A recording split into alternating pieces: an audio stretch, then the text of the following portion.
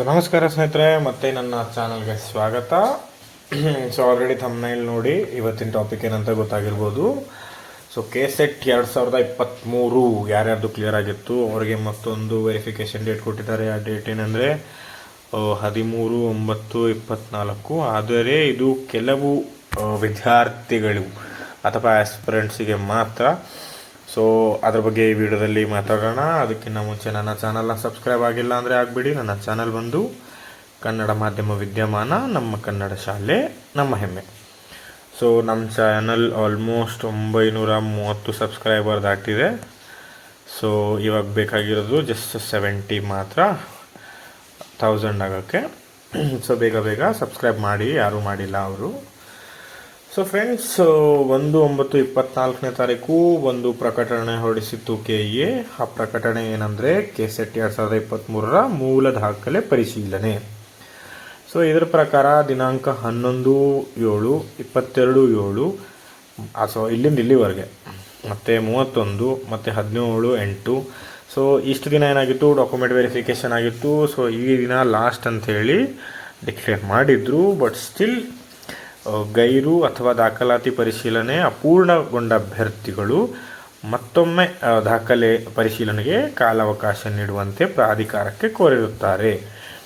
ಹಾಗಾಗಿ ದಾಖಲಾತಿ ಪರಿಶೀಲನೆಗೆ ಅರ್ಹರಿದ್ದು ಇದುವರೆಗೂ ದಾಖಲಾತಿ ಪರಿಶೀಲನೆ ಪೂರ್ಣಗೊಳ್ಳದ PG ಕಂಪ್ಲೀಟೆಡ್ ಅಥವಾ ಪರ್ಸ್ಯೂವಿಂಗ್ ಓದುತ್ತಿರುವ ಅಭ್ಯರ್ಥಿಗಳಿಗೆ ಅನೆಕ್ಷರ್ A ಅಂತಿಮ ಅವಕಾಶಕ್ಕಾಗಿ ದಿನಾಂಕ 13/9/24 ಆಲ್ರೆಡಿ ನಾನು ಡೇಟ್ ಮೆನ್ಷನ್ ಮಾಡಿದ್ದೀನಲ್ಲಿ, ಬೆಳಗ್ಗೆ 10 ಗಂಟೆಗೆ KEA ಆಫೀಸ್.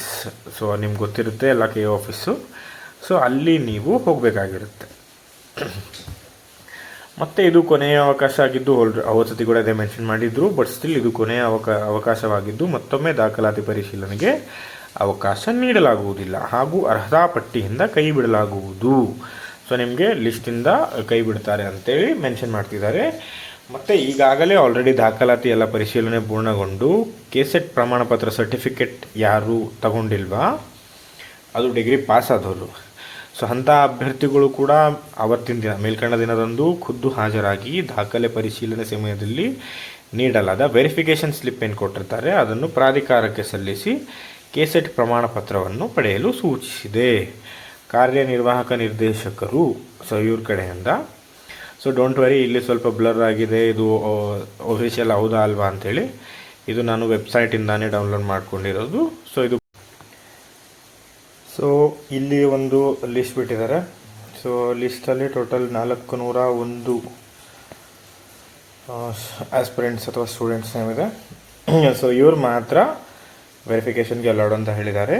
ಬಟ್ ನಿಮ್ಮ ಹೆಸರು ಇದರಲ್ಲಿ ಇಲ್ಲ ಅಂದರೆ ಕೂಡ ನೀವು ಒಂದಿನ ವೇಸ್ಟ್ ಆದರೂ ಪರವಾಗಿಲ್ಲ. ನಿಮ್ಮದು ಸರ್ಟಿಫಿಕೇಟ್ ಟ್ರೈ ಮಾಡೋದ್ರಲ್ಲಿ ಯಾವುದೇ ಒಂದು ಲಾಸ್ ಇಲ್ಲ ಅಂಥೇಳಿ ನನ್ನ ಅಭಿಪ್ರಾಯ.